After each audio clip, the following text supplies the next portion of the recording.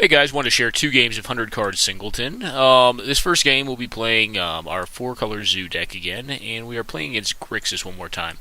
So, this opener is not great, but not horrible. It has a one drop. What I'd ideally like to draw into is a two drop by my second draw step. But I do have some early pressure. My opponent appears to be mana screwed and just have this Deathrite Shaman, so I'm not going to try to give them more advantage by playing out my fetch lands here. I go ahead and just resolve the Scavenging Ooze. They obviously don't feel like trying to counterspell that, but they do Chain Lightning it on their turn, which is fine by me. Get stifled here. My plan had been to cast out the Woolly Thoctor. So draw steps have gone well. We've drawn a 2 and a 3 drop creature. I go ahead and just attempt to resolve the Miri here because I figure he's going to counter my next spell with my land that I discarded. And I'm actually fine with that because it limits him to 2 mana on his next turn unless he draws a fetch land. Get an attack in here with Miri and Kythian. Indestructibility is up on Kythian, although I'm not sure if I would actually use it here. I do go ahead and find a black-red source here, I believe Badlands. Cast out the Woolly Thoctar. A card I don't often play with because I don't think it's that great, but it is big and does a lot of damage. I get bolted here, or not bolted, I'm sorry. I get Toxic Deluge, cast out Marchesa, which we've been kind of holding back on just in case our opponent had mass removal.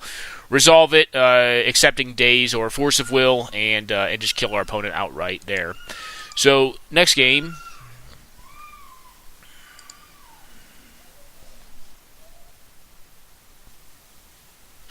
Pretty strong opening hand. I think against Grixis, it's best to lead on Mother of Runes because I think they're going to have a lot of point removal. And they'll probably have 1 to 2 mass removal spells, but point removal is going to normally be what they have.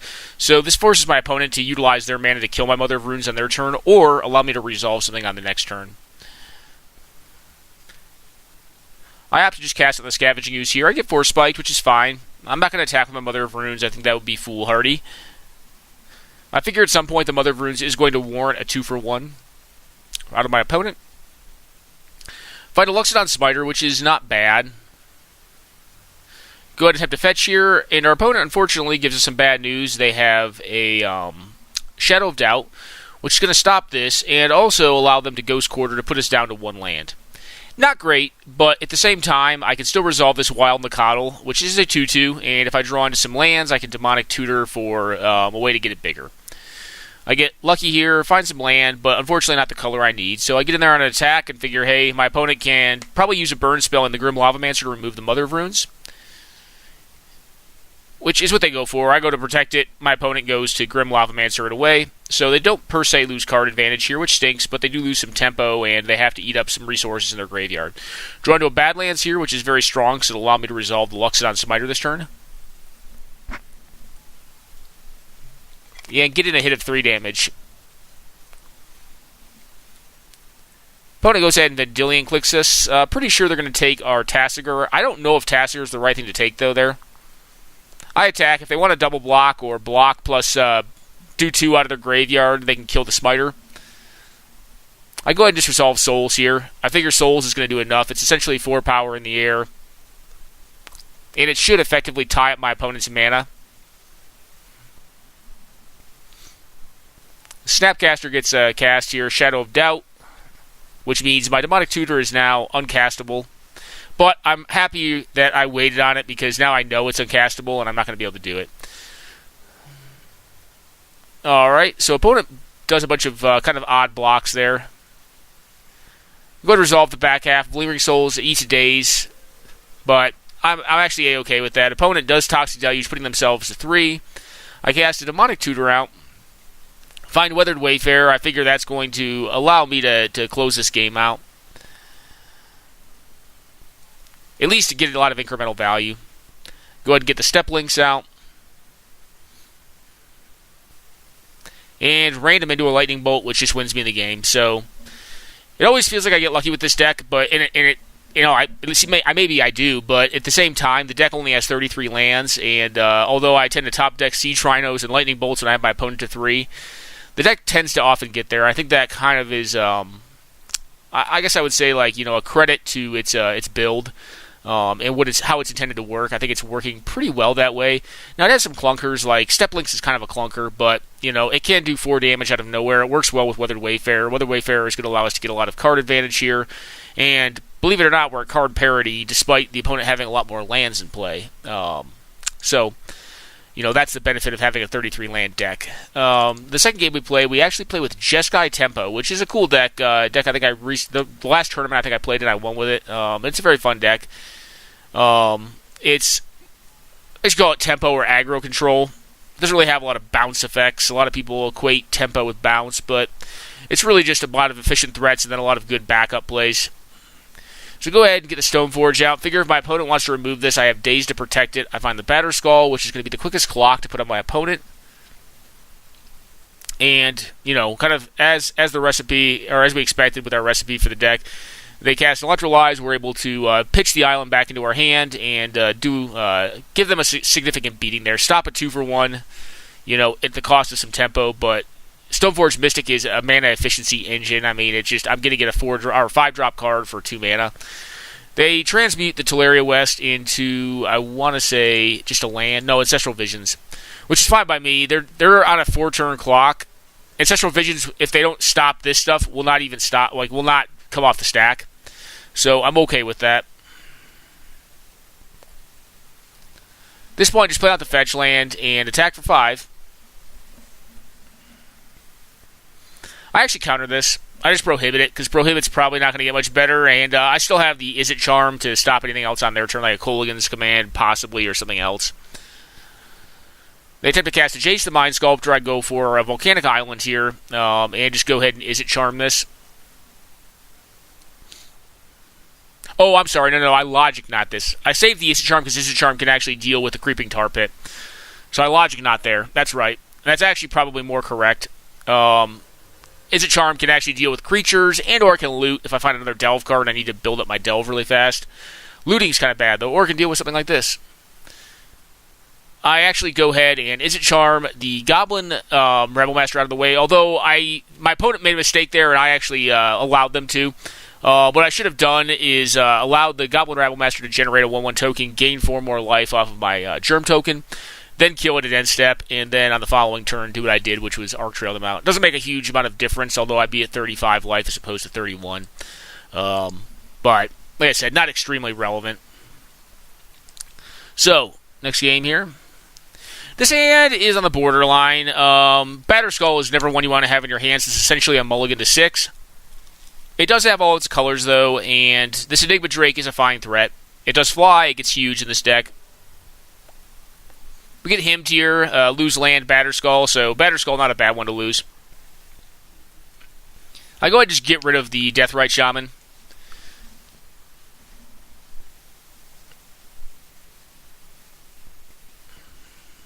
And get Enigma Drake on the board here.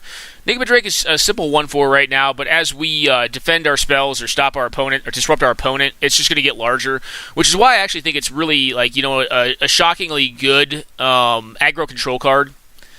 Because in the process of stalling, you essentially grow your threat, which you can't really ask for more. It's perfectly designed to be an aggro control card. Even if it is just a simple uncommon that sees play in no other formats. I just go ahead and snare this, really mostly just to slow them down and to grow this Enigma Drake. They could potentially race with the Creeping Tar Pit plus that card. Not that card really stops much, at least in my deck. I have a couple walkers, but not a ton. Unexpectedly Absent was a pretty cool pickup. My opponent opts to cast a Diabolic Edict here. I go ahead into Private. Returning a land because I haven't made a land drop yet this turn, and I won't be able to make one this turn. I catch a Disallow here. I go ahead and cast a Snapcaster out, targeting the Spell Snare, counter the Diabolic Edict, and allow my opponent to counter my counter spell. Replay my land and say go. And now I have 4 power on the board with the potential for 5 with Unexpectedly Absent if they play a permanent card. They play a Tassiger out here and go ahead and activate it. I give them back the Flusterstorm, I want to say.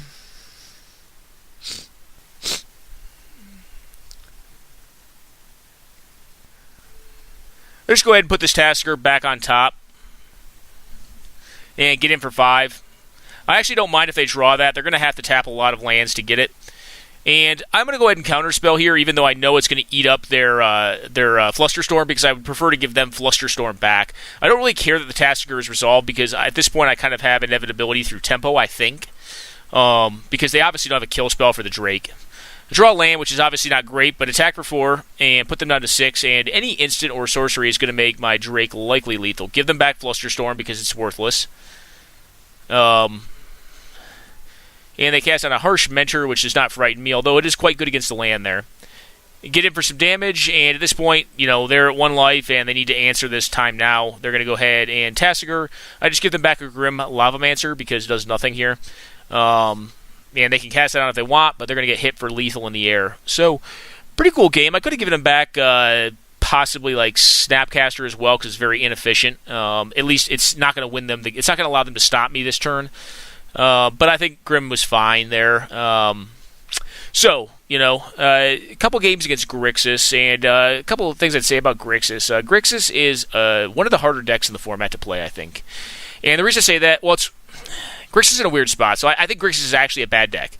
I don't think it's a good archetype in the format, because there are, most of the time you can play a very good game with it, and, through great decisions you can win with it, but every third game it feels like you probably just lose.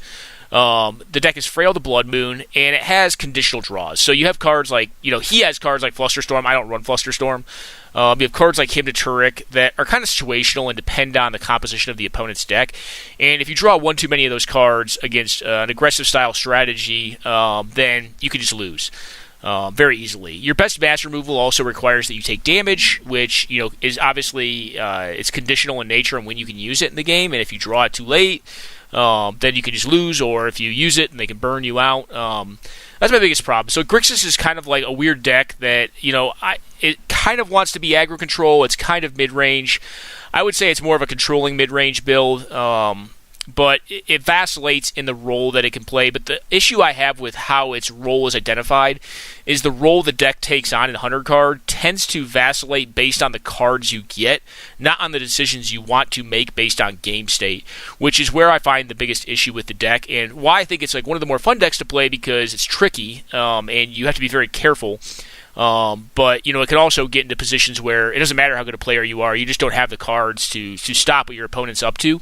And or you draw into enough dead cards because the cards are more conditional and more point one-for-one removal that you can't get to a position of inevitability.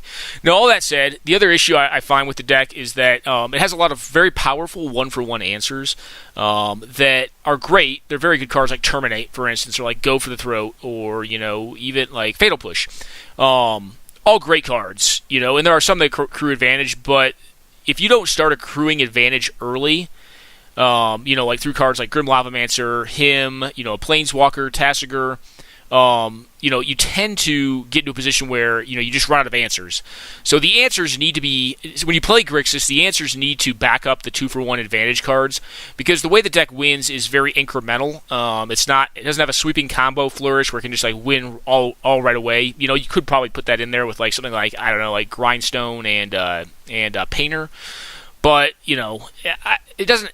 The deck really, but then you're going to get more dead cards, right? So, you go into the other problem that I was talking about. So, I guess what I'm going to get after is, the deck is very cool. I just don't think it's on the competitive level of other 100-card singleton decks, because despite how good of a player you may be while you're piloting the deck, you'll just run into draws where you don't have the answers, or you run out of the answers, and you're not able to get the edgy incremental advantage from the 2-for-1s the deck has to offer in the early to mid game, just due to draw. So I think the deck often runs into role confusion issues, and whether that's player decision based or it's card based. But my biggest issue is not the player decisions with the deck. It's hey, my deck is giving me cards to play an aggro control game, but I need to play a mid range game, or I need to play a control game, or my card's giving me some aggressive card, or my card's deck's giving me control cards, but my opponent's already gotten on the board, and I need removal options plus threats to block. And because of the diversity of cards and the fluidity of the deck, oftentimes you'll run into dead draws where you just can't get there on one of the other strategies that you need to be enacting in order to win the game. So the deck kind of runs into role confusion issues, all on its own. Not at the fault of the player. Sometimes it could be, but oftentimes the fault of the style of deck. Obviously, there's probably some different Grixis builds. I guess you could try to go a more big Grixis combo control route, but I find that version often lends itself to easier losses through disruption, early disruption, and then its mana base is also a problem because it's not as good against blue moon style decks. yeah, so I kind of want to share these videos again to show some Grixis matches and to show some decks I've worked on over the last couple of months, to include 4-color Zoo and to include this Jeskai aggro control / tempo deck.